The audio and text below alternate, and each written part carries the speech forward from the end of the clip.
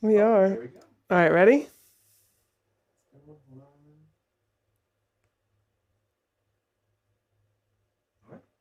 Hi, everybody, and welcome to HuddleCam HD Live. Today, we are talking about Zoom meetings for educators, and we're really excited. I actually just released a book called The Online Meeting Survival Guide, which helps people get more familiar with Zoom and Skype and Google Meet and all the different technologies that folks are using for online education. But today, we're going to focus just on Zoom. We've got some great things to talk about. In fact, I'm joined with, here we go, Julia Sherwin. Thanks for being here, Julia. Hey, Paul. It's great to be here. Thanks for having me. So today we're going to be talking about Zoom meeting for educators. So let's get into it. We're going to try to do this within 20 minutes to get you everything that you would want to know as an educator. So first of all, Zoom is free for K through 12 right now. There's a verification form that you should fill out that will give you unlimited meetings for up to 100 participants with HD video and audio, screen sharing, whiteboarding, annotation, breakout rooms. All the great things that we all love about Zoom is free for K through 12. So if you're in higher education, you should talk to your Zoom sales rep or your IT manager. They will be able to help you get Zoom. But K through 12 can actually fill out this form to get Zoom for free. Now, security is really important when it comes to Zoom. And we don't want you to have any Zoom bombing or unauthorized people in your Zoom meeting room. So today we're going to talk about managing your meetings from an end user perspective. As a teacher, what can you do to secure your meetings with passwords and waiting rooms? And Zoom administrators can actually go to zoom.us/security to learn more about what they can do from a management level as well. Now, some super simple tips as we get into this. First of all, set up your education space and get comfortable so that you're ready, you look professional, you're not in a super messy office. If you are in a super messy office, use the free Zoom background tool, which will actually mask everything behind you, and you can put a beautiful picture behind you. The next thing that I think most teachers should look at is accessibility. And this is something I want to take a moment to just peek at here. There's a link here, zoom.us/accessibility. And it allows everyone to access Zoom. So if there's someone in your class who's hard of hearing, or you want to be able to capture everything, there's closed captionings. They also offer automatic transcriptions, which are nice to have. There's some keyboard accessibility options, some screen reader support as well. So take a look at accessibility. There's some documents here that you can check out. It's important just so that you can make everything accessible to all of your students who may have different accessibility needs. Next, this is something a lot of people don't know about. You can go to zoom.us/test and do a test call with literally just right out of the gate. So you can test your camera, test your microphone, make sure your speakers are hearing everything before you schedule a classroom. And that's good to do every once in a while, especially if you're changing a camera or anything in your setup. Now, familiarize yourself with the meeting controls. And we're going to go over these today. So this will be a good video to do that. And then we got some tips for things you should try. One of them is whiteboarding. So we'll show that today. You can invite your class to co-annotate or allow your class to make presentations themselves with the ability to use the whiteboarding tools. So Julia and I will test that today and show you how that works. Take some time to promote engagement and get reactions from your class. You might want to think about even using emojis as well throughout the presentation and ask your class to react and engage on these online lessons. Now, I mentioned you can have your students present, and we'll talk about how to have your students present and how to have your students not be able to screen share and maybe hijack your meeting, if you will, because you might want to restrict the capabilities of screen sharing just to yourself as the educator, or allow your students to present as well.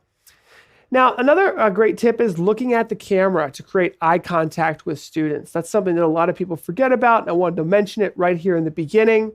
And we're going to look at your different media sharing options, and I want to encourage educators to try things out, try different types of media. Try live cameras, try whiteboards, try videos, and we'll look at all of those different types of media options today.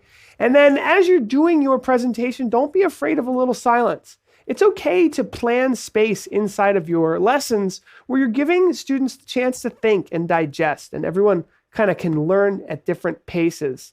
So those are just some high level thoughts. Now, our upcoming schedule today, we're talking about Zoom meeting for educators. Next Monday, we'll be talking about tips for being a better online educator. And that will be with Drake Finney, who's a very successful K through 12 high school teacher who's going to share what's been working for him over the past spring semester. July 6th, we'll be talking about balancing technology and teaching for remote learning. And we'll have a guest, Christine Hegworth from Rosemont College, telling us about what she's learned.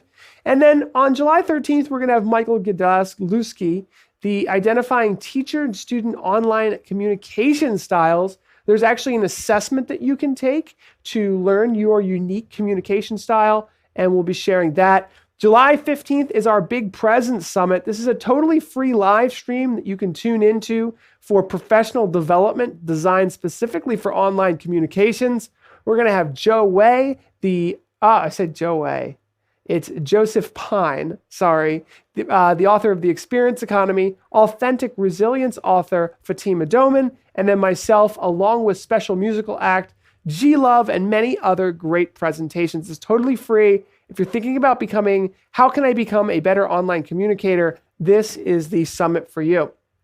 Now, I wanted to recap what we talked about recently. And Julia, I don't know if you want to chime in here, but we had some really interesting statistics from the Chronicle, the Higher Education Chronicle, about what's going on right now. Do you want to give us like a high level thought about what's going on out there? Yeah, sure. I mean, for the most part, teachers know their subject matters, right? They know their curriculum and they just want to get focused on the task at hand. But the things that they may need a little bit of extra help and guidance with have to do with, online teaching and some of the technologies surrounding that. Zoom being a very critical one at that. And as we saw with everything kind of unfolding with the pandemic a few months ago, all the classrooms became virtual, right? So everyone sort of went into full Zoom mode, if you will. And, some teachers got a little blindsided by some unfortunate things like Zoom bombings and not necessarily knowing how to manage all of the security features that Zoom offers. And then also Zoom really upped its game and even enhanced their security features even more so since that time. So I think meetings like this, what we're doing now, are really what the survey results are saying that teachers are looking for. They're looking for a little bit of extra guidance with the technology. That's exactly what I read out of it as well. In fact, 70% of administrators are saying that they want to invest in education for their teachers. So a lot of great statistics here. We already reviewed them in a recent episode, and I wanted to mention that the brand new HuddleCam HD Pro is totally Zoom certified now. So congratulations to our engineers on that. It's a great product for Zoom meetings. So I just wanted to mention that. So what happened? So spring 2020, there was a mid-semester transition that was a bit of a whirlwind, right? We had to go from in-person educating to totally remote distance learning. And through that process, if you tuned into our blog, we actually showed some really cool tools, including this right here, which is our, let's see, I can show this maybe from the ceiling camera, our Zoom controller from X-Keys. This is so cool. Makes it really easy to control Zoom from a teaching perspective. And then we released the new book, The Online Meeting Survival Guide. So just a couple cool things we're going to look at today. But this setup is something I wanted to share because, what is the technology setup that teachers should be using from home? And this specific one here, where there's a monitor behind the computer and the webcam kind of in the middle there, what it achieves is this ability for the teacher to see the audience, see the teachers, look at the work, but also have the camera, in the center there where your eyes naturally are looking at your audience, at the students. So you have that eye-to-eye connection. Too many times we see folks looking off to the side and not making that eye contact that I think is so important. So I just wanted to share that. And now we're going to do a little introduction to Zoom. You can get the Online Meeting Survival Guide for free at huddlecamhd.com/online-meetings, where you can actually learn Google Meet, Facebook, Skype, Microsoft Teams, and Zoom. Google Meet specifically is actually a big one in education because it's part of the Google Classroom experience. But as you can see here, there's a couple different technologies that you should probably start to familiarize yourself with because as an educator, they're going to become more important. There's online workspaces like the Google Suite, right, which has the Google Classroom inside of it. And there's other ones, in higher education, sometimes you see Office 365, but I think in general, Google really for education is the dominant force there. But supplementary to that is Zoom, right? Some people use Skype. And there's other video communication tools. And even complementary to that, there are collaboration suites. And really included in that should be learning management software. So Blackboard, Moodle, Kaltura, and the like. So when you get Zoom and you turn it on to your computer, there's a couple different modes that you should know about. And the first mode is essentially just the home screen, which is the ability to quickly launch a meeting, join a meeting, schedule a meeting, or just simply a screen share with no video. There's a little panel on the right that shows you your upcoming meetings. And then at the top there, you have the ability to jump into the other modes, which are chat, meetings, and contacts. Now, when you're in an actual Zoom meeting, there's a couple different things that pop up. There's the audio and video section, which allow you to see if you are sending audio. If your microphone is enabled properly, you should see little green levels populating that little microphone there. There is a video button allowing you to toggle on and off your camera, which you'll see right in the center there. There's a new security feature, which we're going to take extra attention to today to look at that. There's a Manage Participants button that you can quickly click to see all of the students and folks that are in your participant area. There's a chat room, so you can monitor the chat. And in fact, Zoom allows you to split the chat room and the Manage Participants into one sidebar so you can see both at the same time. There's the screen share section, which we'll take a deeper look at today to look at the different types of media you can share and the options there. You have the ability to record your meeting. I don't want to skip closed captions. That's a great one for accessibility. And then breakout rooms and reactions. And the reactions is something I want to highlight today as well because it's very kind of educational, young folk, younger generation focused. Now, as you're screen sharing, you'll see this pop up. And what happens is when you launch a screen share, which I'll just do really quickly so you guys can see this, I'm going to hit screen share and I'm going to get a whole bunch of options. And I have basic options, advanced options, and actually I can just choose files. Let's say I have some files in the Google Drive I can search for.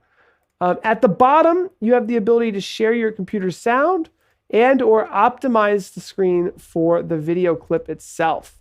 Now, one thing I think a lot of teachers should probably learn how to use is the whiteboard option. And you can see here, I was kind of already using it.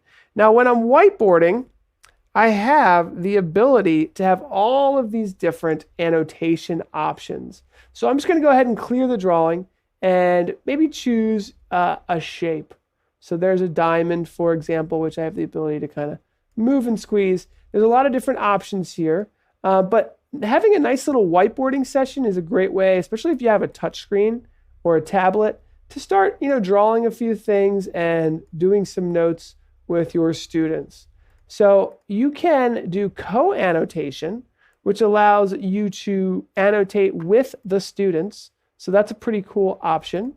And the other thing I wanted to mention is you have the ability to, this new bar pops up. So when you're in screen sharing mode, these are new options that you'll get to annotate on top of whatever you are sharing on your screen.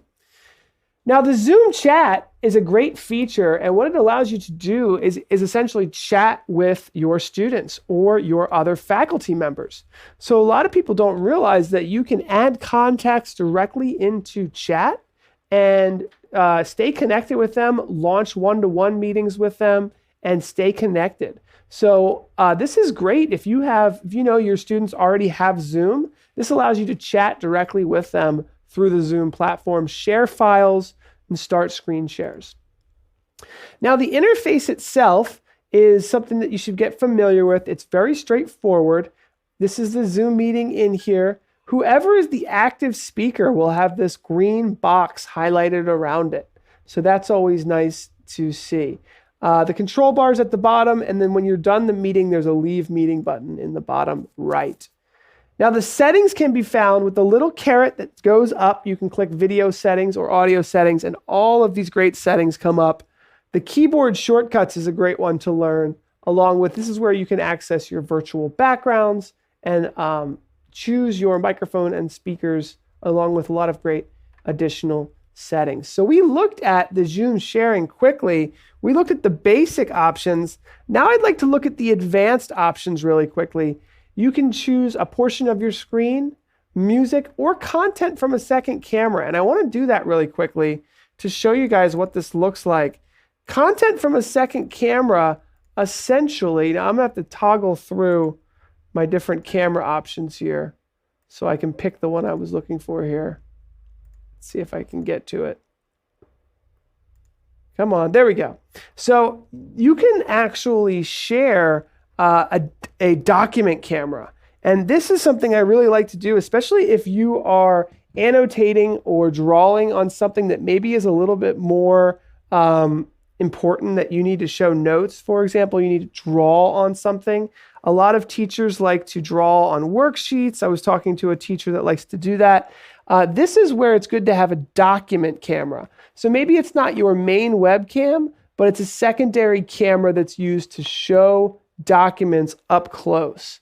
So if you're a science teacher or somebody who likes to get hands-on, that's a nice option in the advanced section. And there's a lot of great document cameras out there that are USB connected that you can use for that functionality.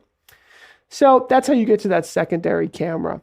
Now your settings for the entire Zoom client are available in the top right. And I want to mention this because you have the ability to choose your availability.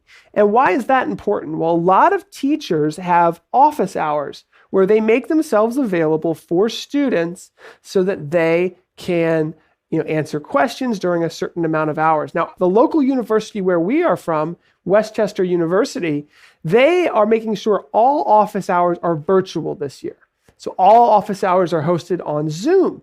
So it's important for a teacher to understand to toggle their availability so that if students are going to be meeting them via Zoom, that they can know whether or not they're available. So what does that look like?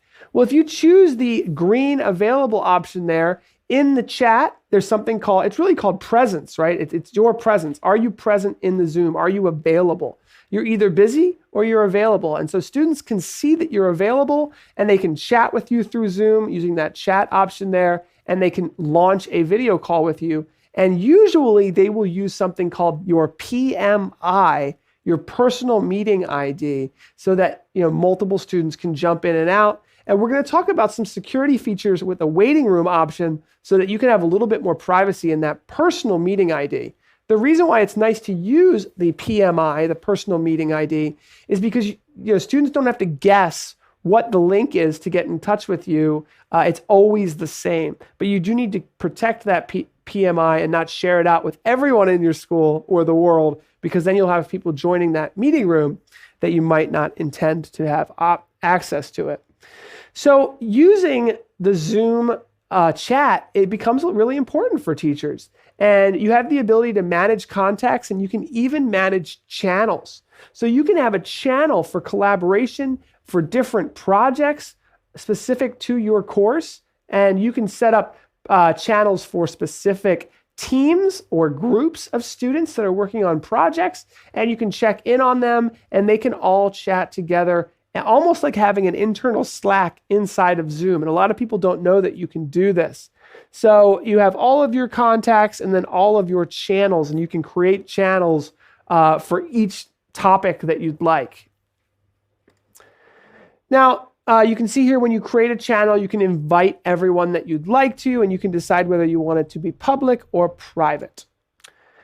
Now, in the meetings section, this is where you can schedule meetings, upcoming meetings, and you can access your personal meeting ID, and you get a little look at all of the different options for scheduling meetings. When you schedule a meeting, obviously you're going to pick the time and date. You are going to choose to generate either a random number, or use that personal meeting ID that you should know about. You can set up a password, and we're going to talk a little bit more detail about security, but you definitely want to set up a password. You can choose some default audio and video options, and I highly suggest leading with video. There is something that in the industry we call video shaming, where you say, hey, you should be using your webcam. How come you're not using your webcam? But there is good reason for it, and that is because 93% of communication is nonverbal. So if you're not using a webcam, your students aren't using a webcam, it's difficult to get that nonverbal communication across that's really essential to communications. Now, in the advanced options, there is even more options, including breakout rooms and waiting rooms, and we'll look at that a little bit further. But I want to talk about breakout rooms for a second because they're so powerful for education. If you're a teacher that has more than 10, 15 students in a classroom, it can be difficult for everyone to collaborate at the same time. So what do? You can break out your larger meeting into smaller groups and provide exercises to get small group collaboration going.